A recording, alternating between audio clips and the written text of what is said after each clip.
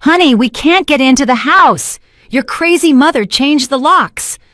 My daughter-in-law, Camille's shriek cut through the air like an ambulance siren, and I, standing behind the curtains of my window, knew this was only the beginning of the biggest storm of our lives. She had been standing in front of her house gate for 2 hours, a full 2 hours, screaming like a madwoman, her pink blouse wrinkled with sweat and her hair plastered to her forehead. By 8 p.m., when my son Josiah finally arrived at my house in a fury after finding his wife hysterical and tried to open my door to confront me, they had another surprise neither of them expected. But that comes later, because first I need to tell you how we got to this point of no return. My name is Monica. I'm 64 years old, and I'm the mother-in-law who supposedly ruined the life of this dramatic creature I call my daughter-in-law. Indeed, I changed the locks on the house where she and my son live, but I have very powerful reasons that go far beyond what anyone could imagine. During those endless 2 hours of screaming, my phone wouldn't stop ringing. Ring, ring, ring. One call after another, which I let go straight to voicemail because I knew exactly who it was and what she wanted. My hands trembled every time I saw the screen light up with Josiah's name, knowing that each missed call increased his fury and that soon I would have to face the consequences of my actions. By 3 p.m., my phone already showed 73 missed calls and 45 text messages filled with insults that broke my heart every time I read them. "Mom, what the hell did you do? Camille is crying hysterically," one said. "This can't be happening. I need an explanation now," another one yelled. Each word was a direct stab to the soul, especially coming from my only son, the boy I raised alone after his father abandoned us when he was just 8 years old. Camille was still out there like a caged beast, now accompanied by Regina, my neighbor from across the street, who was trying uselessly to calm her down while offering her a glass of water, which she refused with violent swats. "I don't want water. I want this crazy old woman to give me back the keys to my house," Camille screamed, pointing towards my window with pure hatred in her eyes. Her voice had grown hoarse from so much shouting, but that didn't stop her. She paced back and forth in front of the gate like a wild animal, kicking stones and tearing out the flowers I myself had planted in the entryway planter. Every petal I saw fall to the ground felt like a small betrayal. One more sign of the disrespect this woman had for everything I valued. The other neighbors began peeking out their windows, whispering among themselves and discreetly pointing at the scandal unfolding on our quiet residential street. Claudia, the neighbor from the corner, approached slowly with that poorly disguised expression of curiosity people adopt when they smell someone else's drama. "What's going on here, honey?" she asked Camille in a honeyed voice, but I knew she only wanted fresh gossip to tell at the grocery store tomorrow morning. "My crazy mother-in-law changed the locks on our house while we were out," Camille replied, wiping her nose with the back of her hand like a spoiled child. "We've been living there for 3 years, paying the bills, and now we can't even get in." Her story sounded so convincing, so full of righteous indignation, that even I would have felt sorry for her if I didn't know the whole truth. What none of those women knew, what no one in the entire neighborhood could imagine, was that I had irrefutable proof of something that would completely change everyone's perception of this situation. For months, I had been watching, documenting, and gathering evidence of things that broke my heart, but that I needed to face sooner or later. The sound of my phone interrupted my thoughts again, and this time when I saw Josiah's name on the screen, I knew I couldn't keep avoiding this conversation. My son was about to arrive home, furious and full of reproaches, not knowing that the real surprise was just beginning. The roar of Josiah's truck engine echoed down the street like the announcement of an approaching storm. From my window, I saw him get out of the vehicle with abrupt, violent movements, slamming the door so hard that the metallic sound echoed between the houses. His work shirt was soaked with sweat. His tie was loose around his neck, and that expression on his face that I hadn't seen since he was a rebellious teenager, and I caught him smoking behind the school. Camille ran toward him like a child who has found her savior, gesturing dramatically as she pointed alternately toward their locked house and my window, where I was still hidden behind the curtains like a criminal. "Josiah, thank God you're here!" Camille cried, hanging on his arm with the theatricality that characterized her in moments of crisis. "Your mom has gone completely nuts. She changed our locks while we were shopping at the mall." Her words came out in sobs that sounded phonier than a $3 bill. But my son, blinded by fury and exhaustion after a grueling day in construction, swallowed every word as if it were gospel. I saw him clench his fists, tighten his jaw, and walk toward my door with that determination he inherited from his father, the same man who abandoned us when things got tough. "Mom, open this door right now!" His voice cut through the walls of my house like thunder, and I felt as if my heart was going to jump out of my chest. Each knock on the wooden door resonated in my bones, reminding me of the days when he was little and would run into my arms every time he had a nightmare. "I know you're in there. Your neighbor Regina told me you've been spying from the window all afternoon." Indeed, Regina the gossip hadn't wasted any time reporting my every move, as if she were a professional spy hired to monitor my activities. I took a deep breath, adjusted my cream-colored dress that I had chosen especially for this day, and walked slowly toward the door. My legs trembled slightly, not from fear, but from the anticipation of what I was about to unleash. For months, I had planned this moment. I had visualized every word, every reaction, every possible outcome of this confrontation I knew was inevitable. My hand rested on the golden doorknob that I had polished that very morning, as if it knew it would be the silent protagonist of this family drama. "Josiah, my son," I said in a calm voice as I slowly opened the door. "I knew you'd come." My son was momentarily bewildered by my tranquility. He expected screams, desperate defenses, perhaps the tears of an old woman overwhelmed by circumstances. Instead, he was met with a serene, almost smiling mother who looked at him with that expression she used when he was a child and had done some mischief, but she already knew the whole truth. "What the hell is going on here, Mom?" he asked, unconsciously lowering his voice, confused by my unexpected attitude. Camille stepped forward, pushing him slightly, her eyes red and swollen from so much crying, or at least that's what she wanted us to believe. "Explain why you left us locked out of our own house," she screamed, pointing her index finger at me as if I were the villain in some cheap soap opera. "We've been paying the mortgage, the electric bills, the water, everything for 3 years. That house is ours by right." Her voice broke on the last sentence, and I saw how some neighbors who had approached discreetly to listen began to nod sympathetically toward her. Claudia murmured something about poor young people, while Regina shook her head as if witnessing the greatest injustice in the world.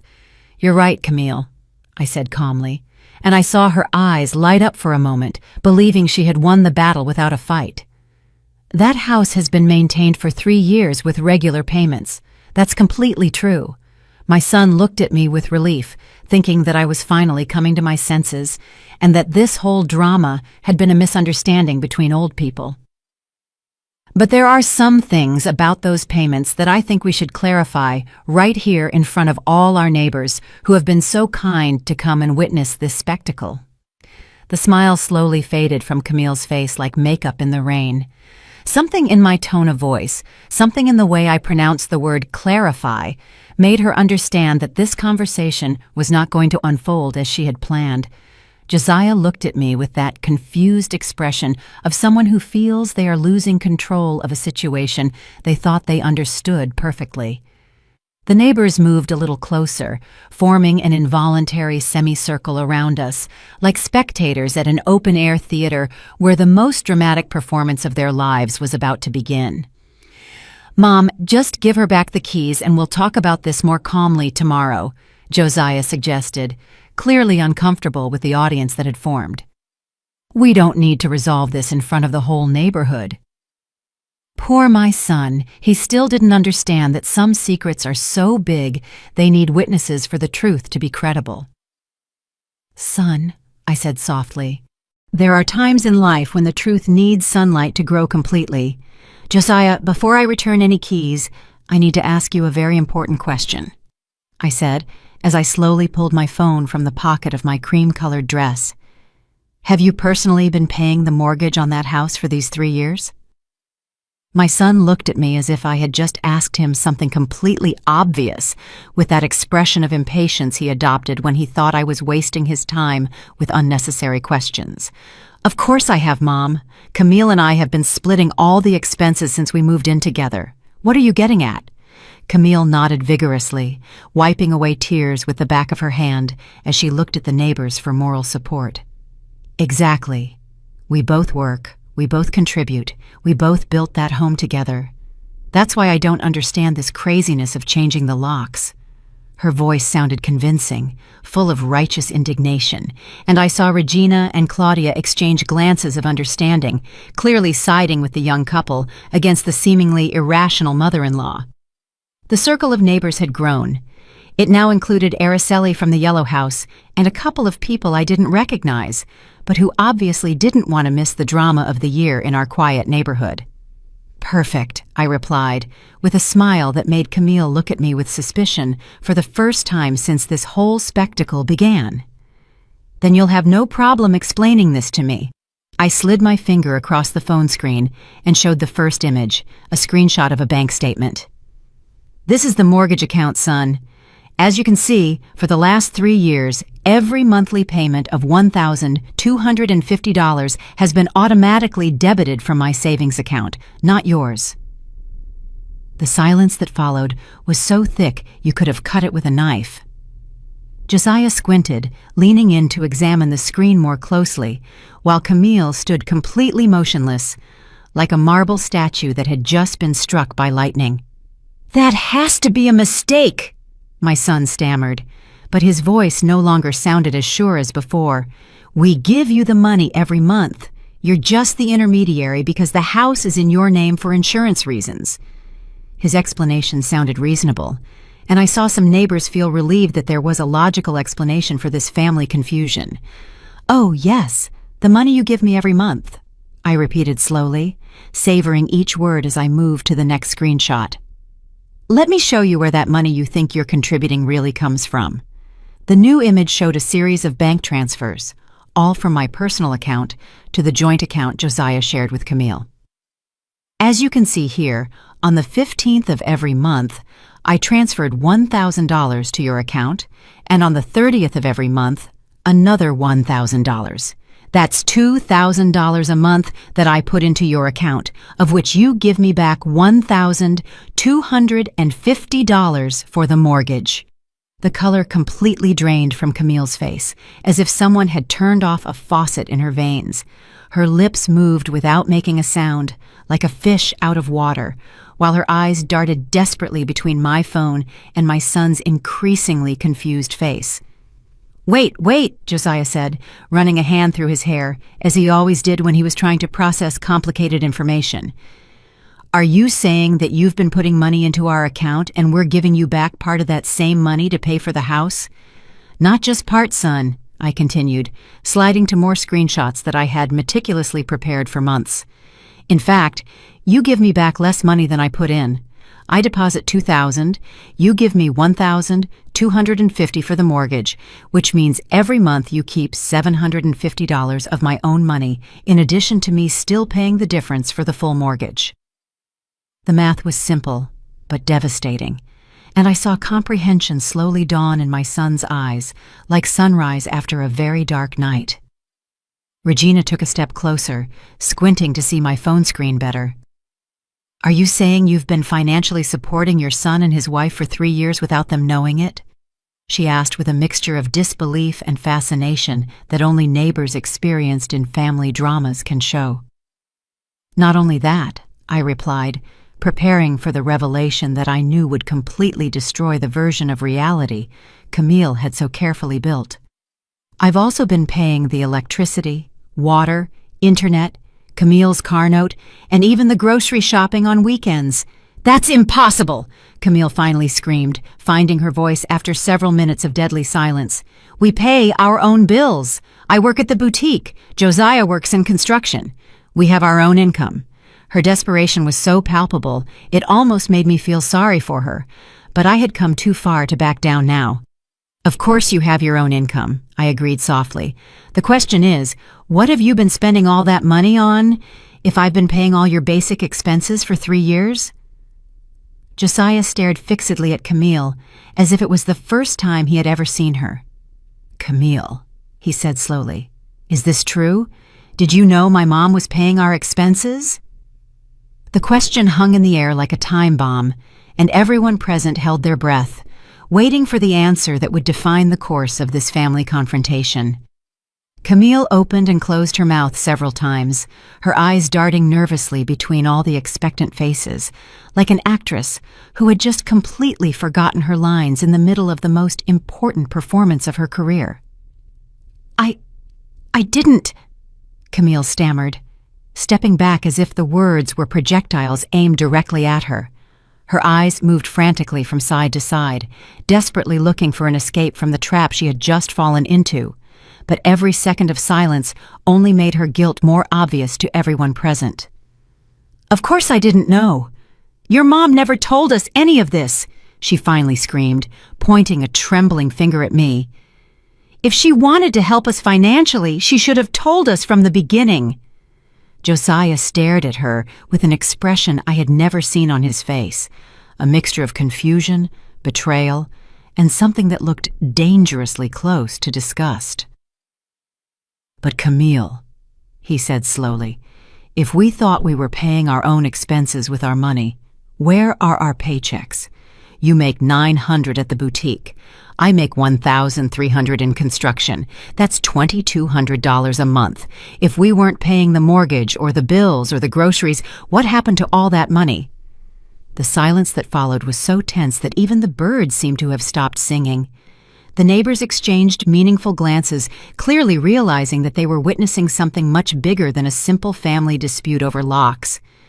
Camille had gone completely pale, and small beads of sweat began to form on her forehead, even though the afternoon had cooled considerably. That's exactly the right question, son, I said softly, preparing for the most painful part of this whole revelation. And I have the answer. I slid my finger across the phone screen until I reached a folder I had simply titled Evidence. You see, about 6 months ago, something started to seem strange to me. Camille always seemed to have money to buy new clothes, expensive shoes, those designer purses that cost more than you make in a week. At first, I thought maybe she had gotten a raise at the boutique, or that she was saving her salary very well. I opened the first image in the folder, a photograph I had discreetly taken of Camille leaving a jewelry store at the mall, carrying several elegant bags. This photo is from last month. According to my investigations, she spent approximately $800 on jewelry that day. The next image showed Camille in an exclusive downtown restaurant, toasting with champagne glasses that cost $30 each. And this one is from 3 weeks ago at the most expensive restaurant in the city. The bill that night was $250. That doesn't prove anything, Camille protested, but her voice sounded increasingly desperate. I have the right to spend my money however I want. I work hard, and I deserve to treat myself once in a while. Regina and Claudia exchanged a look that clearly said, this woman is losing her mind, while Araceli shook her head as if she were watching a particularly dramatic soap opera. Of course you have the right to spend your money, I agreed kindly. The problem is, it wasn't your money. I slid to the next series of images, and this time I saw Josiah visibly tense up. These are photographs of your credit card statements, Camille. It turns out that during these 3 years, you have accumulated a debt of $23,000 in personal purchases, clothes, restaurants, weekend trips with your friends, beauty treatments, and a surprising amount of money spent at online casinos. Josiah's face transformed completely. Confusion gave way to disbelief, and then to a cold anger that reminded me painfully of his father in the worst moments of our marriage. $23,000, he repeated slowly, as if the words were poison in his mouth. $23,000 in debt that I didn't even know existed. That's an invasion of privacy, Camille screamed. But now her voice sounded more like that of a child caught in a lie than an adult woman defending her rights. You had no right to investigate my personal finances. She turned to Josiah with tears streaming down her cheeks, but these tears were different from before. They were no longer of indignation or frustration, but of pure panic. "Josiah, don't listen to her. She's trying to separate us. She's always hated me from day one." "Actually," I continued, completely ignoring her protests, "I have every right in the world to investigate how the money I'm providing is being spent." I opened the next image, which showed a series of bank transfers. You see, it turns out Camille found a very creative way to access additional funds. Every time I deposited money into your joint account, she immediately transferred significant amounts to a personal account that Josiah knew nothing about. The silence that followed was deafening. Even the neighbors, who had been whispering among themselves throughout the confrontation, went completely quiet. Josiah looked alternately at my phone and Camille's increasingly desperate face, as if he were trying to reconcile two completely different versions of reality. "That's not all," I continued, knowing the time had come to reveal the deepest betrayal. "Francisco, would you come closer, please?" I called out to the corner of the street, where a middle-aged man in a suit had been observing the whole scene from a respectful distance. He approached slowly, carrying a brown leather folder that had been waiting for this moment to arrive. "Josiah," Francisco said in a professional voice, "I am your mother's private accountant and also a certified notary. For the last 3 months, I have been helping her document a quite complex financial situation." He opened the folder and took out several official documents. "What your mother hasn't told you yet is that Camille has been forging your signature on financial documents. Specifically, she has applied for 3 different loans, using your name as a co-signer for a total of an additional $18,000. The world seemed to have stopped completely. Josiah staggered backward as if he had received a physical blow and had to lean against the wall of my house to keep his balance. "What? What are you saying?" he whispered, his voice barely audible above the sound of his own ragged breathing. Camille had begun to back away slowly, like a cornered animal looking for an escape route. "That's completely false!" she screamed. But now even the most sympathetic neighbors were beginning to move away from her. "They're making all of this up to make me look bad. Josiah, my love, you have to believe me.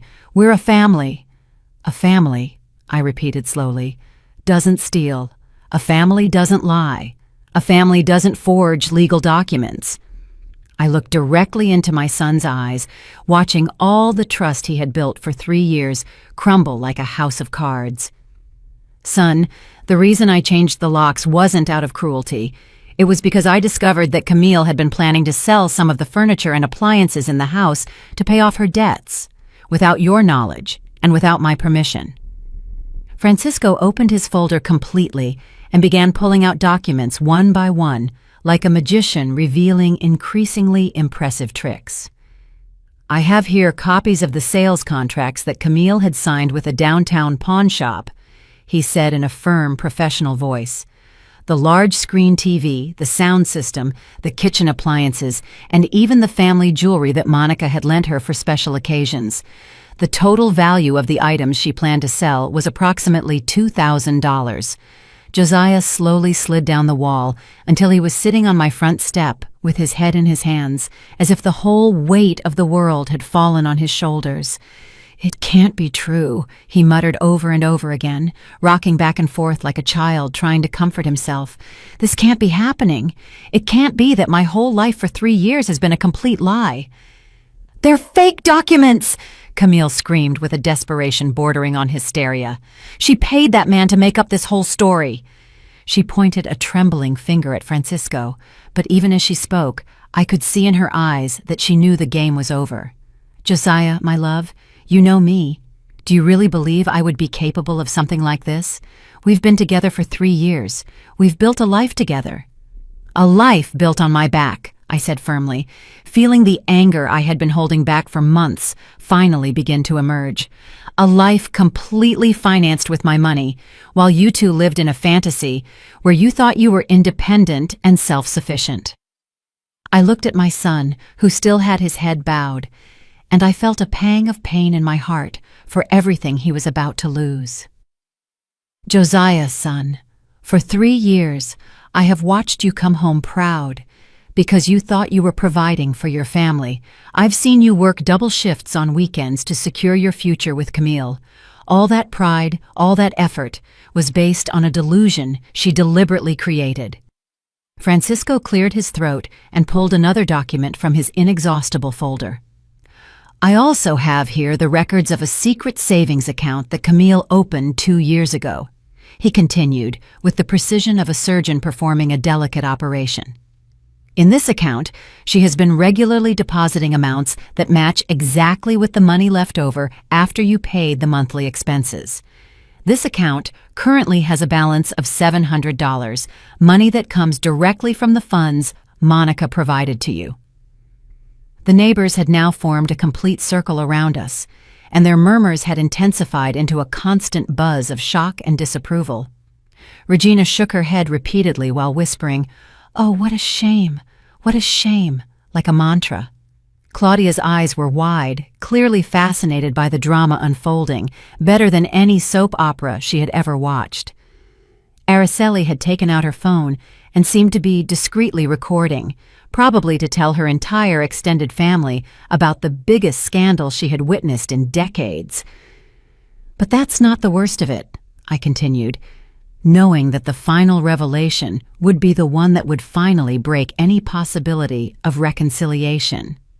"Francisco, show them the evidence of the infidelity."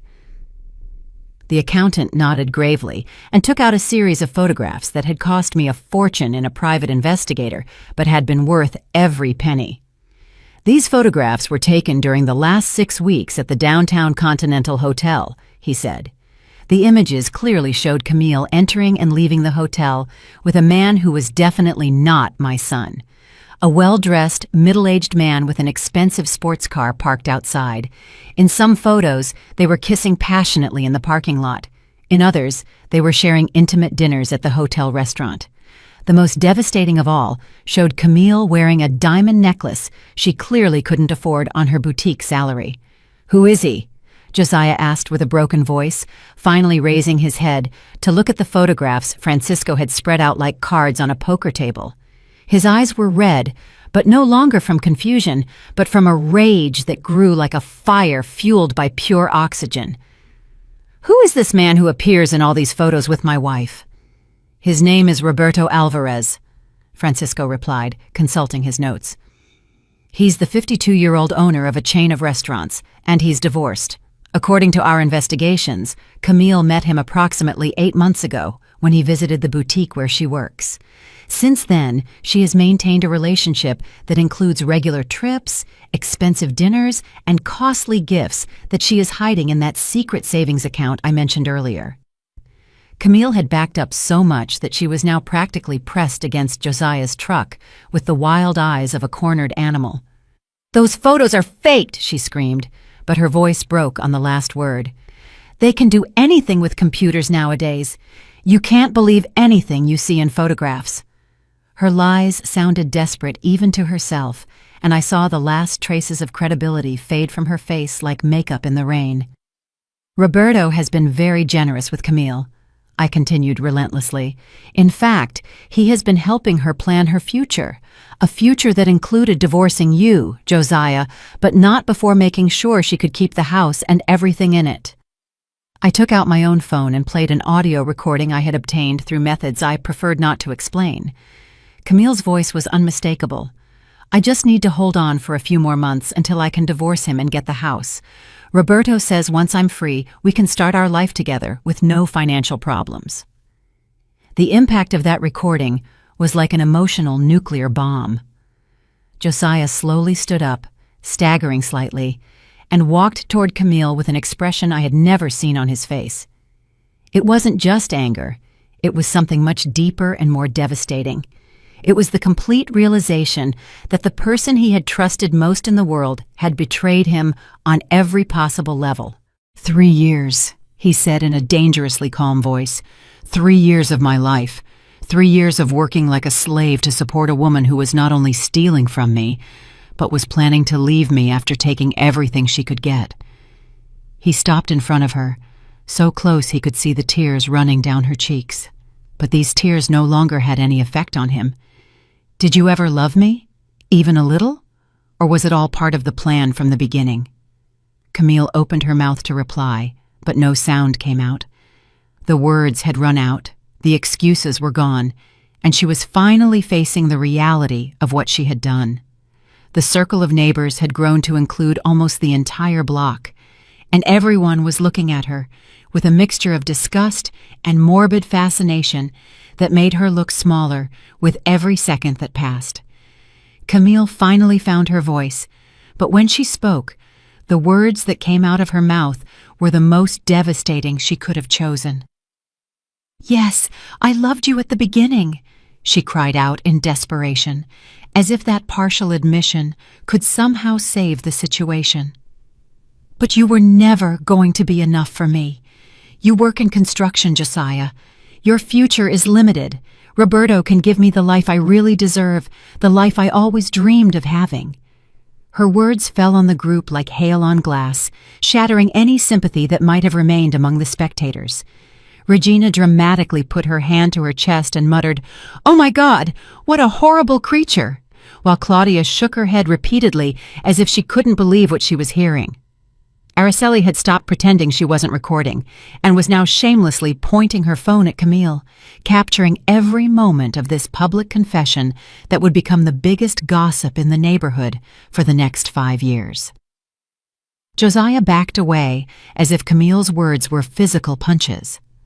"I was never going to be enough," he repeated slowly, his voice laced with a mixture of disbelief and deep pain. "Working honestly, building a life step by step, loving truly, none of that was enough for you." He ran his hands through his hair, pulling at it in frustration. "Do you know what it's like to get up at 5 in the morning every day? To work under the sun until every muscle in your body aches, just to come home and feel proud that you're building something real with the person you love?"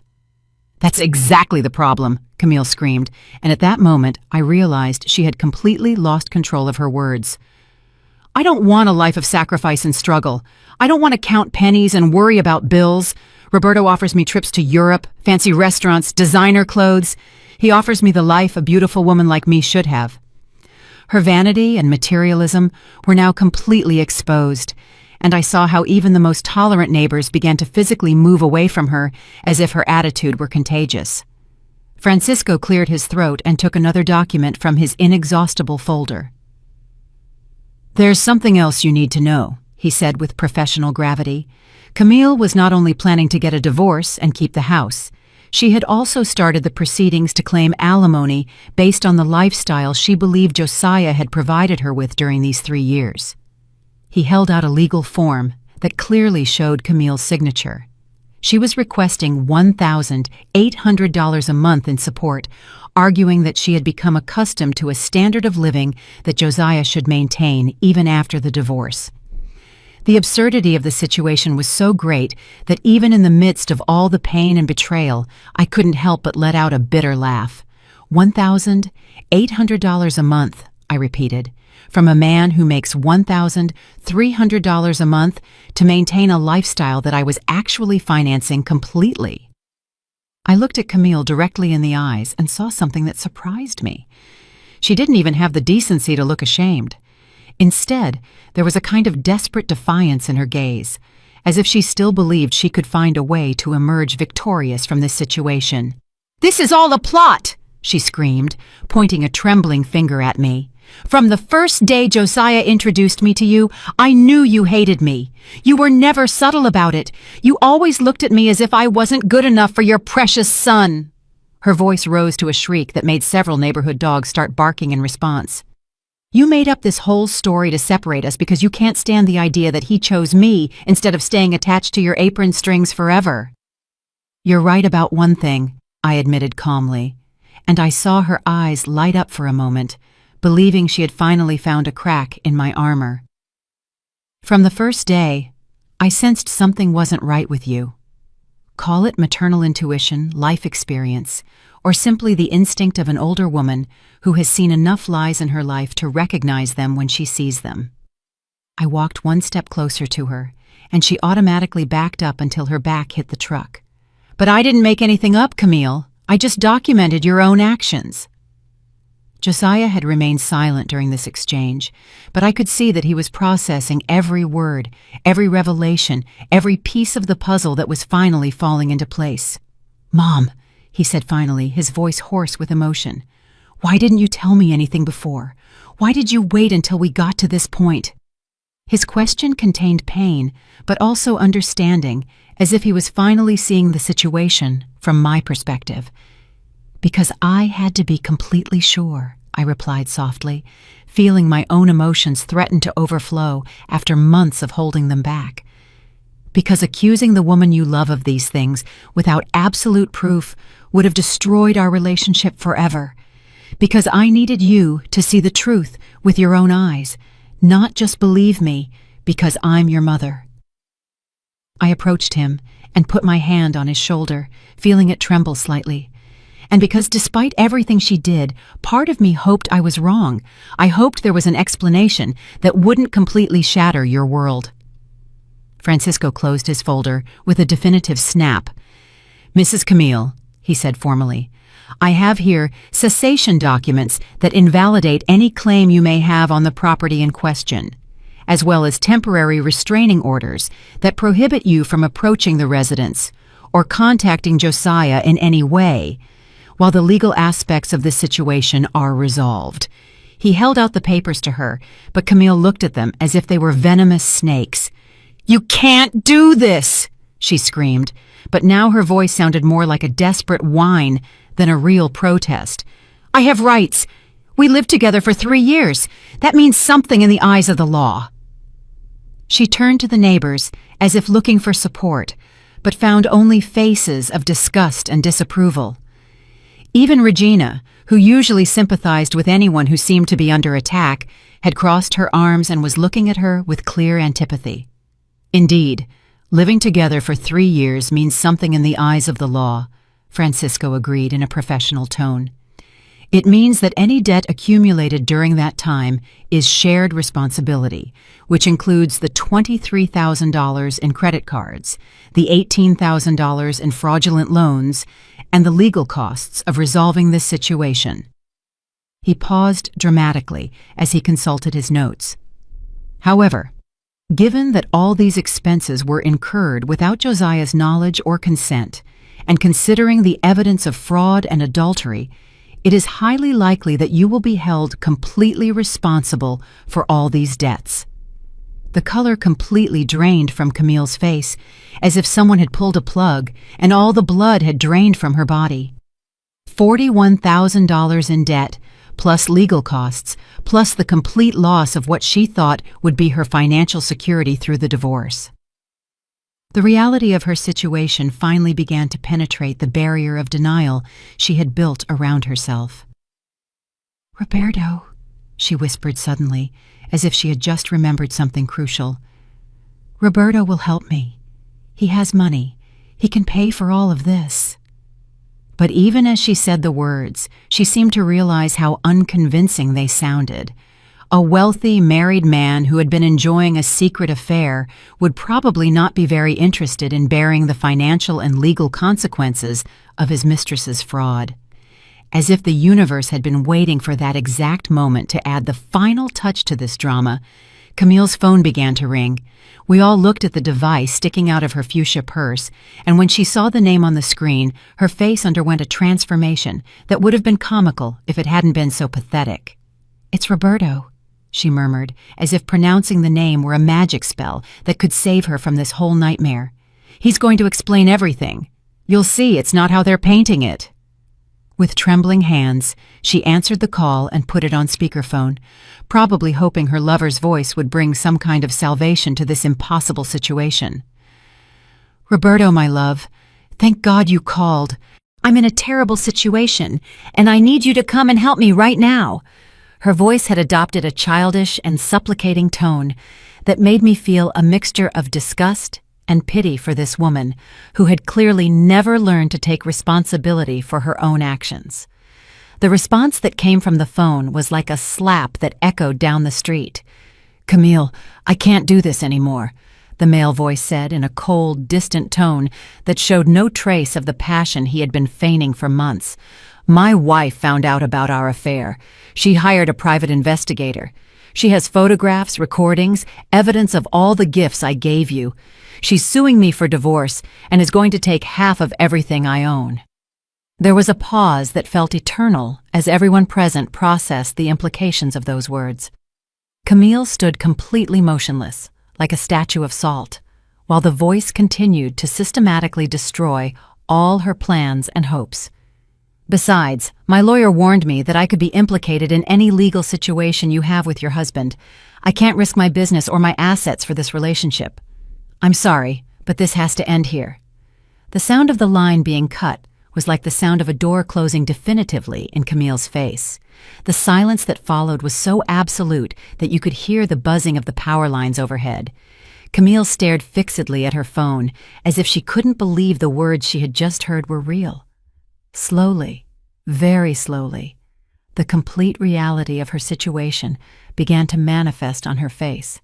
No Roberto, no Josiah, no house, no money, and with $41,000 in debt, she would have to pay a loan. "No," she whispered, shaking her head repeatedly. "No, no, no. This can't be happening. Roberto loves me. He told me we were going to be together forever. He promised he was going to take care of me." Her voice gradually rose to a desperate wail that made several neighbors look out their windows to see what was causing so much scandal on the street. Josiah slowly approached her, and for a moment, I thought maybe he was going to comfort her, that his good heart would lead him to feel pity for the woman who had been his partner for 3 years. But when he spoke, his voice had a firmness that I hadn't heard since he was a teenager defending his principles against his classmates' mockery. "Camille," he said calmly, "I want you to get your personal things from the house. You can take your clothes, your books, anything you brought when you moved in with me, but nothing else. Not the appliances, not the furniture, not the jewelry my mother lent you for special occasions." "But Josiah!" she screamed, grabbing his arm like a drowning person clinging to any floating object. "You can't do this. We're a couple. We've built a life together. You can't throw everything away because of your jealous mother." Her words sounded desperate and irrational, as if she still hadn't completely processed all the evidence that had been presented against her. "A life together," Josiah repeated, freeing his arm from her grip with a firmness that filled me with maternal pride. "Do you call this building a life together? Stealing from me? Lying to me? Deceiving me? Planning to abandon me after getting every last cent you could?" He moved away from her until he was out of her reach. "Everything I thought we had built together was a delusion. All the love I thought we shared was fake. All the future I imagined with you was based on lies." Francisco cleared his throat and addressed Camille with the authority of someone used to handling complicated legal situations. "Ma'am, I have here a temporary order that gives you 24 hours to collect your personal belongings from the residence under the supervision of a peace officer to ensure you don't take anything that doesn't legally belong to you." He held out the document to her, but Camille looked at it as if it were a death sentence. After that period, any attempt to access the property will be considered trespassing. The neighbors had begun to murmur among themselves with increasing intensity, and I could hear fragments of their conversations. "I never liked that girl. I always knew something was off. Poor Josiah, so hard-working and honest. What a disgrace for the whole family." The court of public opinion had reached its verdict, and Camille had been found guilty unanimously. Regina approached me with an expression of admiration I had never seen on her face before. "Monica," she said in a low voice, "you must have suffered so much during all these months, knowing the truth, but not being able to do anything until you had all the proof." Her words touched me deeply, because they captured exactly what it had been like to live with this terrible knowledge for so long. "How did you manage to keep your composure knowing that woman was slowly destroying your son?" "Because I love my son more than I hate injustice," I replied simply, feeling tears threaten to appear for the first time during this entire confrontation. because I knew that if I acted based on emotions instead of facts, I would lose any chance of saving him from this situation. I looked at Josiah, who was standing with his shoulders slumped and an expression of total exhaustion on his face. And because I knew he needed to see the truth for himself to be able to completely heal from this betrayal, Camille had started pacing back and forth like a caged animal, muttering incoherently about injustice, conspiracies, and how everyone was against her. Her transformation had been complete from the confident, manipulative woman who had orchestrated this elaborate deception to a desperate, disoriented creature who was finally facing the consequences of her actions. It was a spectacle that would have been satisfying if it hadn't been so sad to see a human being completely fall apart in public. "I'm going to fight this," she suddenly declared, turning to all of us with a determination that seemed completely disconnected from reality. "I'm going to get a lawyer. I'm going to prove that this is all a conspiracy to destroy my life. I'm going to prove that Monica manipulated all this evidence because she could never accept that her son chose me." Her words sounded like someone who had completely lost touch with reality, someone who preferred to create an alternate fantasy rather than accept the truth of her own guilt. Francisco smiled sadly and shook his head. "Ma'am, with all due respect, any lawyer you consult is going to tell you the exact same thing I'm telling you now. You have no case. The evidence against you is overwhelming, documented, and verifiable by multiple independent sources. Besides, the legal costs of trying to fight this would be much greater than simply accepting responsibility and trying to negotiate a payment plan for your debts." Josiah slowly walked toward me, and for the first time during this terrible confrontation, I saw tears running down his cheeks. They weren't tears of anger or frustration, but something much deeper. Tears of shame, regret, and a pain that I immediately recognized because it was the same pain I had felt when his father abandoned us so many years ago. "Mom," he said in a broken voice, "forgive me, please. Forgive me for everything I said, for all the times I doubted you, for all the times I defended Camille when you subtly tried to warn me about her behavior." I approached him and hugged him with all the strength I had, feeling his body tremble against mine. "There's nothing to forgive, son," I whispered in his ear, the words coming out broken by my own tears that had finally found their way to the surface. "You were just a man in love who trusted the wrong person. There's nothing wrong with having a noble heart, even when others take advantage of that nobility." I held him while he sobbed, this big, strong man who had once again become my little boy who needed comfort after a nightmare. "But I worked so hard," he murmured against my shoulder. "I felt so proud of what I thought we were building together.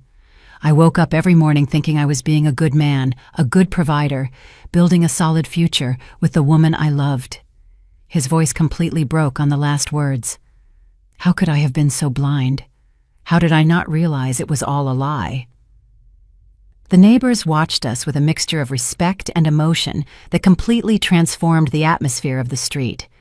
What had begun as a spectacle of drama and scandal had turned into something much deeper. The testimony of a mother who had sacrificed her own comfort to protect her son, and of a son who was finally understanding the magnitude of the love he had received without even realizing it. Francisco discreetly approached and put his hand on my shoulder. "Monica," he said softly, "there's something else Josiah needs to know. Something you didn't want to reveal until this moment, because you hoped it wouldn't be necessary. Tell him about your diagnosis." I nodded, knowing the time had come for the most personal and painful revelation of all. "What diagnosis, Mom?" Josiah asked, pulling away from me slightly, wiping his eyes with the back of his hand as he looked at me with confusion. "What is Francisco talking about?" His voice held a new note of panic, as if he couldn't bear one more surprise on a day that had already completely shattered his known world. "Son," I said softly, taking his hands in mine and feeling them tremble slightly. 6 months ago, the doctors found something during my annual physical, a tumor on my pancreas that doesn't have a very good prognosis.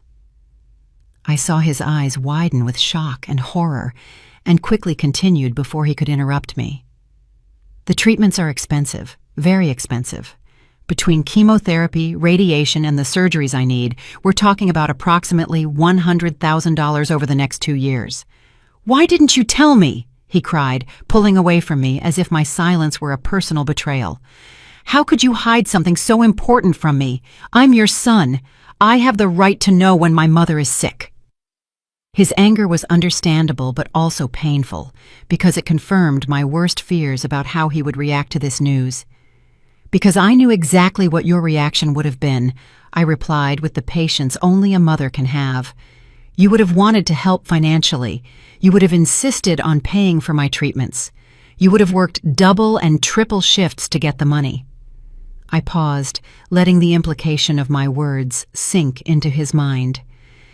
And Camille would have found a way to steal every cent of that money too, leaving me without treatment and you completely broke. The realization hit Josiah like lightning. His legs buckled, and he had to lean against the truck to keep his balance. She would have stolen the money for your medical treatment, he whispered, as if he needed to say the words out loud to believe they were real. She would have let you die to maintain her lifestyle and her affair with Roberto. The magnitude of the evil he had been living with under his own roof finally manifested completely in his consciousness. Francisco opened his folder once more and pulled out an official medical document. That's why your mother decided to take control of the financial situation, he explained with professional gravity. Not only to protect you from exploitation, but to ensure that she had the necessary resources to fight for her life. He held out the paper to Josiah, who took it with trembling hands. The funds she has been using to maintain your house during these years are part of her savings for medical treatment. Camille, who had been listening to this whole conversation from her position near the truck, suddenly found her voice again. "That's not my fault!" she shrieked with a hysteria bordering on madness. "I didn't know she was sick. You can't blame me for something I didn't know." Her lack of empathy, even in the face of a terminal illness revelation, was so shocking that even the most compassionate neighbors physically backed away from her. "You're right," I said calmly, turning to her for the last time. "You didn't know about my illness. But that doesn't change the fact that you stole, you lied, you cheated, and you planned to financially destroy an innocent man who loved you with all his heart." My voice remained firm, despite the emotions churning inside me. "The fact that you didn't know about my cancer doesn't make your actions any less despicable. It just means that your wickedness is so natural that you don't need special motivations to exercise it." Josiah returned to my side and hugged me again, but this time his embrace was different. It wasn't the desperate hug of someone seeking comfort, but the protective hug of a son who finally understood that his mother had been fighting battles he didn't even know existed. "Mom," he murmured in my ear, "we're going to fight this disease together. We're going to use every cent that's needed. We're going to find the best doctors. We're going to do whatever it takes." "We already are, son," I replied softly, feeling a peace I hadn't experienced in months. "The money is saved, the doctors are coordinated, the treatment plan is underway, and now, thanks to what happened today, I no longer have to worry about protecting you from someone who would have sabotaged all our efforts." I looked toward Camille, who was still standing next to the truck, like a shadow of the manipulative woman she had been that morning. Sometimes crises reveal blessings in disguise. Regina approached with tears in her eyes. "Monica," she said in a trembling voice, "everyone in the neighborhood is going to be praying for your recovery. And if you need anything at all, any help with groceries, cleaning, rides to medical appointments, you just have to ask." Her offer was immediately followed by a chorus of similar voices from all the other neighbors, creating a circle of support that made me understand that I had gained much more than I had lost in this confrontation. Francisco closed his folder definitively and turned to Josiah with a comforting smile. "Son," he said, "your mother is one of the strongest and most intelligent women I've met in my 20 years as an accountant and legal advisor. She orchestrated this whole situation not only to protect you, but to ensure that when the truth finally came to light, it would be irrefutable and complete." He paused, looking toward Camille, who was still muttering incoherently. Many mothers would have confronted this situation with emotions and screams. Your mother handled it with strategy, patience, and a precision that would have impressed any professional lawyer. As the sun began to set, painting the sky with golden and orange tones that seemed to symbolize the end of one era and the beginning of another, Josiah and I stood on my front step, watching Camille finally gather the few belongings she had left.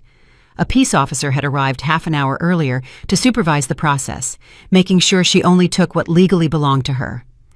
It was a pathetic sight to see this woman, who had once walked through our lives with so much confidence and arrogance, now packing her things in trash bags because she didn't even have her own luggage. "I can't believe that for 3 years I lived with a complete stranger," Josiah murmured, breaking the contemplative silence we had maintained for the last 20 minutes. Every kiss, every hug, every "I love you" we exchanged. It was all built on lies so elaborate that I don't even know who that woman really is. His voice contained a mixture of sadness and relief, like someone who has finally woken up from a nightmare but still isn't sure the danger has completely passed. "Sometimes the people who know our weaknesses best are the ones who can most skillfully exploit them," I replied, putting my arm around his waist in a gesture I hadn't made since he was a teenager. "Camille studied your personality for weeks before she began her seduction. She knew exactly what kind of woman you would need to feel complete, what words to use to make you feel special, what behaviors to adopt so you would trust her completely." I paused, watching her struggle to close an overstuffed bag. The best con artists aren't those who deceive naive people, but those who deceive noble people by making them believe they have found true love. Francisco walked over from his car, where he had been on the phone with several clients and colleagues who needed updates on the legal proceedings that were coming. "The process is going to be simpler than we initially thought," he announced with a smile of professional satisfaction. "Roberto Alvarez is so desperate to avoid a scandal that he is willing to testify under oath about the exact nature of his relationship with Camille, including details about the money he gave her and the plans they discussed for the future." He adjusted his glasses as he consulted his notes. "His testimony will be crucial to establishing premeditation in the fraud, which means that Camille will not only face civil consequences, but possibly criminal ones." "Criminal consequences, too?" Josiah asked, his voice showing a mixture of surprise and something that sounded dangerously close to satisfaction. "Are you saying she could go to jail for what she did to me?" There was no malice in his question, just a genuine curiosity about whether justice really existed in situations like this. Identity fraud, forgery of documents, and theft of an amount greater than $5,000 are all serious felonies in this state, Francisco explained with the precision of someone who had handled similar cases in the past. "Additionally, there's evidence that she used your personal information to apply for credit without your knowledge, which constitutes identity theft." He looked toward Camille, who had clearly been listening to the conversation and now looked even paler than before. "Of course, if she cooperates completely with the return of the stolen funds and accepts a restitution plan, it's possible that prosecutors will consider lesser charges." Camille dropped the bag she was carrying and approached us with what was clearly her last desperate attempt at manipulation. "Josiah," she said in a supplicating voice, adopting that lost little girl expression she had used so many times before to get what she wanted. "I know I made terrible mistakes, but don't all the good moments we shared mean anything? Is the love we felt for each other, even if only at the beginning, worth nothing?" Her eyes filled with tears that seemed genuine, but after everything we had discovered, it was impossible to know if even those tears were authentic. Josiah's response was so firm and mature that it filled me with maternal pride. "Camille," he said with a calm that contrasted dramatically with her desperation, "the moments you consider good were based on lies that I didn't know about. Every time I felt happy with you, every time I thought we were building something real together, you knew it was all fake." He took one step closer to her, but his body language was that of someone maintaining emotional distance. "You can't ask me to value memories that were manufactured specifically to manipulate me." "But love can grow even when it starts in the wrong circumstances," she insisted, now literally clinging to his shirt as if it were a life raft. Maybe I started with the wrong intentions, but I came to love you for real. We can get through this together. We can go to couples therapy. We can work on rebuilding trust."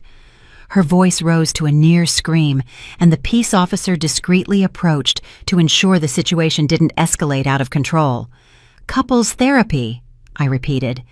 And for the first time during this entire confrontation, I couldn't help but laugh with a mixture of disbelief and bitterness.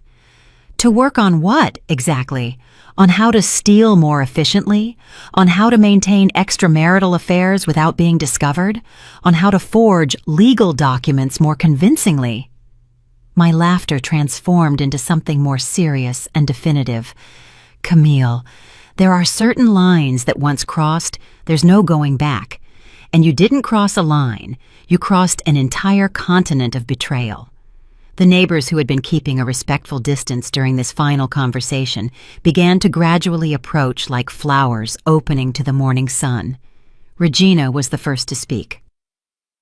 "Josiah," she said, with the authority of someone who had lived long enough to recognize wisdom when she saw it, "your mother saved you from something that would have destroyed not only your financial future, but your ability to ever trust in true love."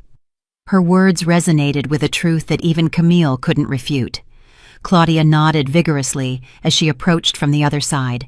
"In my 60 years of life, I've seen many toxic relationships, but I've never seen manipulation as systematic and calculated as this," she declared with the weight of experience behind her words. "That woman wasn't just stealing your money. She was stealing years of your life that you could have spent finding true love with someone who really valued you." Araceli, who had been discreetly documenting all the drama on her phone, approached with an expression of genuine admiration. "Monica," she said directly to me, "what you did today required a kind of courage that few mothers possess. You knew you could lose your son if he didn't believe you, but you risked that relationship to save him from something much worse." Her words touched me deeply because they captured exactly the emotional dilemma I had faced for months. Francisco cleared his throat and addressed the group with the formality that had marked his entire participation in this drama. "If you'll allow me a personal observation," he said, "in my 20 years of handling family disputes and fraud cases, I have rarely seen such a clear demonstration of maternal love combined with intelligent legal strategy." He looked directly at Josiah. "Your mother not only protected you, she taught you a lesson about discernment that will serve you for the rest of your life." Camille had gradually backed up until she was almost hidden behind the truck, clearly realizing that she had completely lost any sympathy or support she might have had. "This isn't over," she muttered, but her words sounded hollow and desperate. "I'm going to find a way to prove that this was all orchestrated to destroy me." Even as she spoke, she seemed to realize how ridiculous her vague threats sounded against the mountain of evidence that had been piled up against her. "Actually, Camille," Francisco said with the finality of someone closing a book, "this ended the moment you decided that fraud and betrayal were acceptable tools to get what you wanted." He held out a sealed envelope to her. "These are the final documents you need to sign. Once you do, you will have 24 hours to completely leave this area and establish a payment plan for your debts. After that, any contact with Josiah or Monica will be considered harassment, and appropriate legal action will be taken." As Camille took the envelope with trembling hands, Josiah turned to me with an expression that mixed gratitude, love, and something that seemed almost like reverence. "Mom," he said softly, "during the next months of your treatment, I'm going to be with you every step of the way. I'm going to take you to every medical appointment.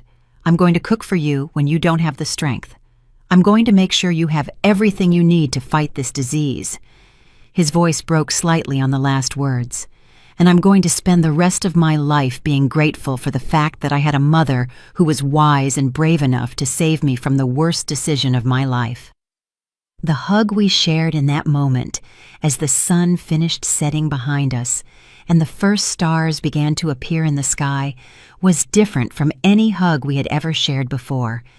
It was the hug of two survivors who had navigated the most dangerous storm of their lives together and had emerged not only intact, but stronger and more united than ever. It was the hug of a mother who had fulfilled her most sacred duty to protect her son, and of a son who finally understood the depth of the love he had been receiving without even realizing it. When we finally separated, the neighbors had formed an informal circle around us, like silent witnesses to a reconciliation that had transformed what began as a confrontation full of drama into a demonstration of what true unconditional family love really means. And as Camille slowly walked away down the street, carrying her few belongings toward an uncertain future, we stood on our front step, knowing that although we had lost our illusions, we had gained something much more valuable: the truth, justice, and the confirmation that true love always finds a way to protect what matters most. 6 months after that afternoon that changed our lives forever, I'm sitting on my front porch watching Josiah finish painting the fence we had been putting off for years. The chemotherapy treatment has been tougher than I expected, but each session becomes more tolerable knowing that my son is there, holding my hand and reminding me why it's worth fighting. The doctors say I'm responding better than expected, and although we still have a long way to go, there's reason to be optimistic. The house feels different now, lighter somehow, as if we had exorcised a ghost we didn't know was haunting our spaces. Josiah moved back in with me temporarily to help during my treatment, and we've rediscovered the simple joy of having dinner together every night, sharing stories about our day, and planning small projects for the future. It's strange how the loss of something false can make what's authentic shine more brightly. Francisco has become more than just our legal advisor. He has become a family friend who visits us regularly to make sure everything is in order and to share a cup of coffee while we discuss topics ranging from investments to life philosophy. He informed us last week that Camille finally accepted a plea deal that will allow her to avoid prison time in exchange for 5 years of probation and a restitution plan that will keep her paying off debts for the next decade. The neighbors have been incredible during these months. Regina organizes a meal schedule of homemade food that arrives at our door 3 times a week. Claudia accompanies me to medical appointments when Josiah can't get away from work. Araceli even started a prayer group in the neighborhood specifically for my recovery. It's beautiful to discover that when crises reveal the worst in some people, they also reveal the best in many others. Josiah has changed in ways that go far beyond simply moving on from a toxic relationship. There's a new maturity in his eyes, a wisdom gained through pain that makes him more cautious, but also more compassionate.